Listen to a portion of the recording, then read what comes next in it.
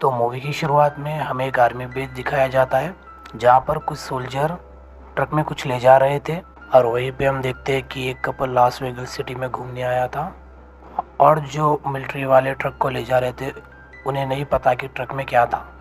और तभी कपल वाली कार का बैलेंस बिगड़ता है और वो मिलिट्री के ट्रक से जाकर टकरा जाती है। उनमें से एक सोल्जर कंट्रोल रूम में कॉल करता है और बताता है कि हमारा एक्सीडेंट हो चुका है, हमें फ़ौरन मदद चाहिए। तभी कंट्रोल रूम से उन्हें ऑर्डर मिलता है कि जो भी जिंदा सोल्जर बचे हुए हैं उन्हें लो और फ़ौरन वहाँ से निकल जाओ। इससे पहले कि वो कुछ कर पाते, उस कंटेनर में से एक ज़ॉम्बी निकलकर सब सोल्जर पर हमला कर देता है। तो ज़ॉम्बी सब सोल्जर को काट कर उन्हें इन्फेक्टेड कर देता है और इन्फेक्टेड ज़ॉम्बी के साथ वो लास वेगस सिटी में हमला कर देता है।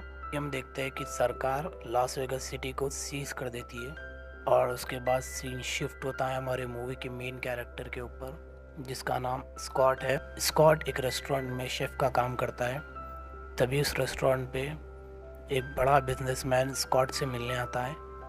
वो उससे कहता है कि हमारे इंश्योरेंस कंपनी के 200 मिलियन जो कि लास वेगस सिटी में एक तिजोरी में बंद है, जिसके बारे में ना सरकार को पता होता है ना किसी और को। तो वो स्कॉट को ऑफ़र देता है, अगर तुम वहाँ से मुझे 200 मिलियन डॉलर ला के दोगे तो उसमें से मैं तुम्हें 50 मिलियन डॉलर दूंगा। लेकिन स्कॉट उसका कुछ जवाब नहीं देता। वो बिजनेसमैन कहता है तुम्हें 2 दिन का टाइम है, आराम से सोच कर बताओ। जाते जाते इस बिजनेसमैन का आदमी स्कॉट को एक मैप भी दे देता है। तभी स्कॉट घर पर आके सोचता है, दरअसल शेफ़ की जॉब करने से पहले स्कॉट मिलिट्री में था। वहाँ पर उसकी बीवी इन्फेक्टेड हो जाती है जिसे वो ना चाहते हुए भी उसे अपने हाथों से मार देता है। लेकिन स्कॉट को भी अब पैसों की ज़रूरत थी, सो वो बिजनेसमैन को हाँ कर देता है मिशन के लिए। सो स्कॉट अपनी टीम को लेकर निकल जाता है, लेकिन उसे अंदर जाने के लिए किसी की मदद चाहिए थी। स्कॉट अपनी बेटी से मिलने जाता है क्योंकि वो उनकी मदद कर सकती है उन्हें अंदर ले जाने के लिए।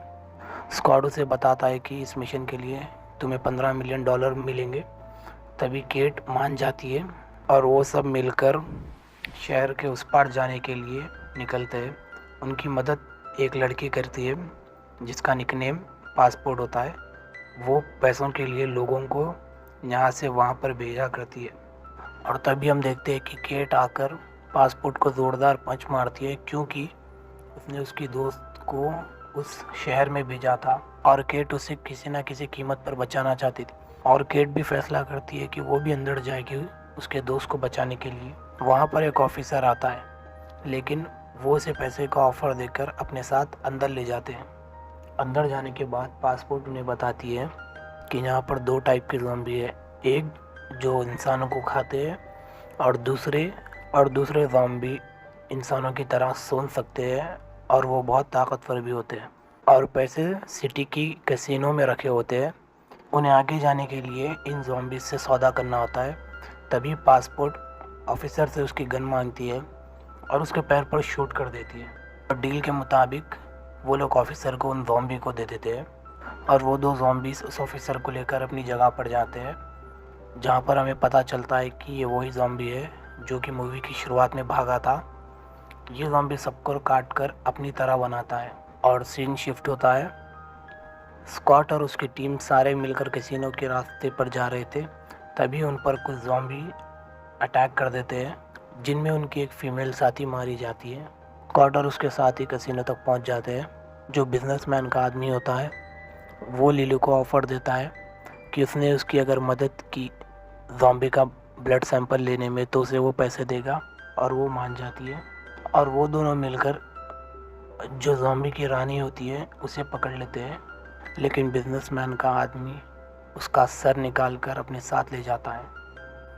और वहीं पर हमें न्यूज़ पर बताया जाता है कि गवर्नमेंट इस शहर को 24 घंटे के अंदर उड़ा देने वाली है। और सीन शिफ्ट होता है और ज़ॉम्बी का हेड वहाँ पर पहुँच जाता है जहाँ पर इन्होंने ज़ॉम्बी क्वीन का सर निकाल लिया था।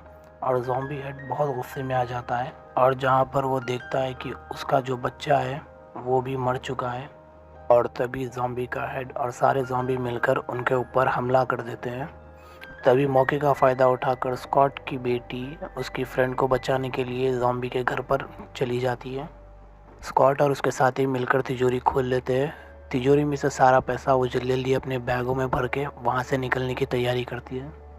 तभी हम देखते हैं कि ज़ॉम्बीज़ ने वहाँ पर अटैक कर दिया और वो उसकी तिजोरी फ्रेंड को मार देते हैं और वो लोग जल्दी वहाँ पर से पैसे लेकर निकलते हैं। तभी जो बिजनेसमैन का आदमी होता है वो उन्हें धोखा दे देता है और वहीं पर बंद कर निकल जाता है और वो उन्हें वहाँ पर बताता है कि वो बिजनेसमैन को पैसों की कोई ज़रूरत नहीं थी, उसे असल इन ज़ॉम्बी का डीएनए चाहिए था। और तभी वहाँ पर हम एक टाइगर देखते हैं जो कि आधा टाइगर और आधा ज़ॉम्बी होता है। वो उस पर अटैक कर उसे मार देता है और स्कॉट और लिली मिलकर वहाँ पर दूसरा रास्ता बना रहे हैं और वहीं पर उनके दो साथी उन ज़ॉम्बियों से लड़ रहे हैं।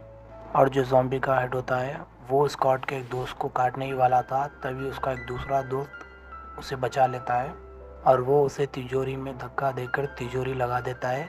लेकिन तब तक जो हेड ज़ॉम्बी है वो उसके दूसरे दोस्त को मार देता है और हमें केट को बताया जाता है कि वो ज़ॉम्बी की बिल्डिंग में पहुंच चुकी है, जहां पर उस पर वही ऑफिसर जो कि अब ज़ॉम्बी बन चुका है वो अटैक कर देता है।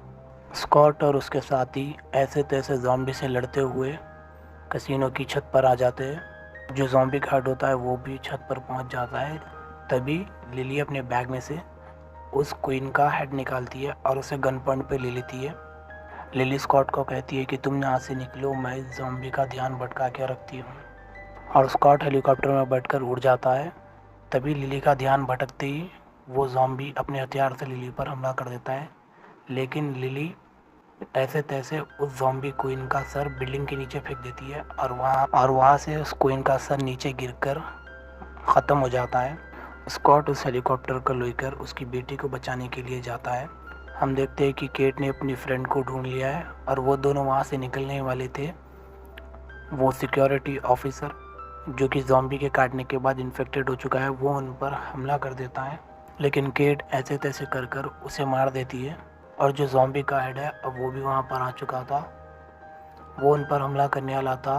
तभी स्कॉट वहाँ पर आकर उन दोनों को बचा लेता है और उन दोनों को बचाकर टेरेस पर ले आता है और वो लोग हेलीकॉप्टर में बैठ जाते हैं। तभी वहाँ पर वो ज़ॉम्बी आ जाता है और वो कूद कर वो हेलीकॉप्टर के अंदर चला जाता है। अब स्कॉट और ज़ॉम्बी के बीच में लड़ाई होती है। तभी उन दोनों की लड़ाई में स्कॉट ज़ॉम्बी को गोली मारने वाला था, लेकिन वो गोली मिस होकर सीधा जो उसकी फीमेल फ्रेंड पायलट है उसे लग जाती है। हेलीकॉप्टर आउट ऑफ कंट्रोल हो जाता है वो, लेकिन ऐसे जैसे करके हेलीकॉप्टर को वहाँ से निकाल देती है। तभी हम लोग देखते हैं कि गवर्नमेंट ने न्यूक्लियर मिसाइल लॉन्च कर दिया है और वो शहर वहीं पर उड़ जाता है।